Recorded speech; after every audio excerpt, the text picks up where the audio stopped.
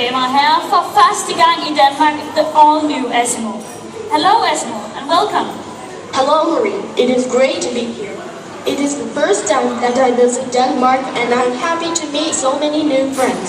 Vi er også rigtig glade for at have dig her i dag, og jeg er sikker på, at der er mange, der sidder her, som der også gerne vil være venner med dig.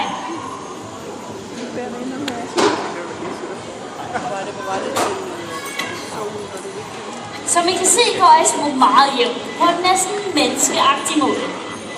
Det kalder vi det intelligente gangsystem. Men hvad er det intelligente gangsystem egentlig? Ja, det er en rigtig lang proces, hvor man har lært Asimo at forudse dens næste bevægelse.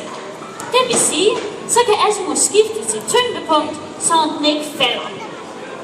Det er faktisk fuldstændig den samme måde, vi mennesker vi går på. Vi forudser også vores næste bevægelse. Det, der er meget smart ved det her, det er, at Asimo kan tilpasse sin gang efter miljøet. Det vil sige, at den kan nu lave korte skridt og lange skridt, og hurtige skridt og langsomme skridt. Den kan også dreje, mens den går. Det skal vi lige have Asimo til at vise. Asimo, can you demonstrate the variable walk, please? Okay.